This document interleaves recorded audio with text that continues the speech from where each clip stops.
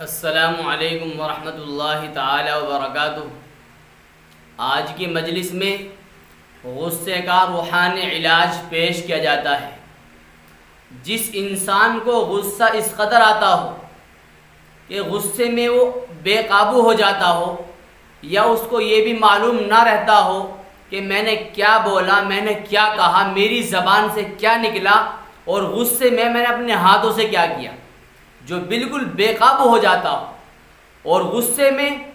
اپنوں کو اور پرایوں کو تکلیف میں مبتلا کر دیتا ہو، اذیت دیتا ہو، پریشان کرتا ہو، تو ایسے شخص کے لیے بہت ہی آسان اور بارہا کا تجربہ اور آزمودہ شدہ علاج پیش کیا جاتا ہے۔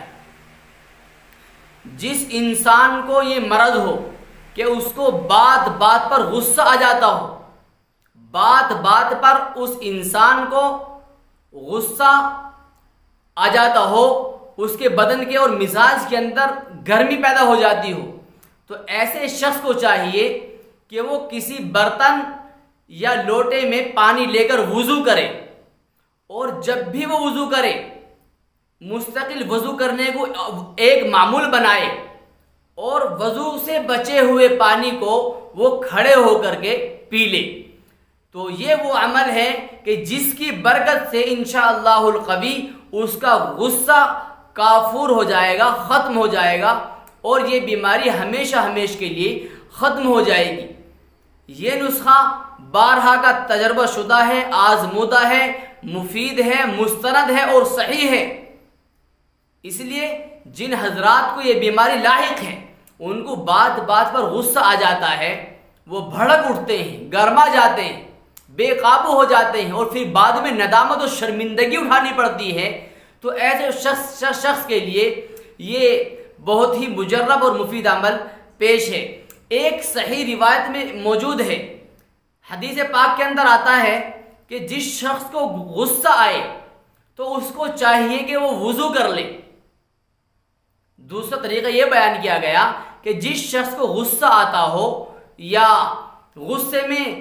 بے قابو ہو جاتا ہو، اس کو چاہیے کہ جب اس کو غصہ آئے تو وہ وضو کر لے اور پانی پی لے، اس لیے کہ غصہ شیطان کی طرف سے ہوتا ہے، اور شیطان آگ سے بنا ہوا ہے، اور آگ کو پانی ہی ٹھنڈا کرتا ہے۔ آگ کو جو ٹھنڈا کرتا ہے وہ پانی کرتا ہے۔ اس لیے یہ بات حدیث پاک کے اندر نبی اکرم صلی اللہ علیہ وسلم نے ہمیں بتلائی کہ اگر غصہ آئے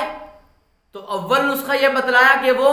وضو کا بچا ہوا پانی پینے کا مستقل معمول بنائے۔ دوسرا نسخہ یہ بیان کیا گیا کہ جس شخص کو غصہ آئے تو وہ وضو کر لے اور پانی پی لے۔ آگے فرمایا آقا مدنی صلی اللہ علیہ وسلم نے کہ اس لیے کہ غصہ شیطان کی جانب سے ہوتا ہے، اور شیطان آگ سے بنا ہوا ہے، اور آگ کو پانی ہی ٹھنڈا کرتا ہے۔ اس لیے اس عمل کو اپنائیں، اور اپنے گھر بار میں یا جو بھی اس طرح کے اپنے اقربا میں،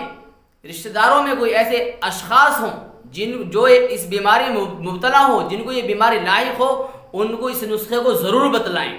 انشاءاللہ القوی ان کا غصے کا مرض ختم ہو جائے گا، کافور ہو جائے گا۔ اللہ تبارک و تعالی ہم سب کو قرآن کریم پر عمل کرنے کی اور سمجھنے کی پوری توفیق نصیب فرمائے۔ السلام علیکم ورحمۃ اللہ۔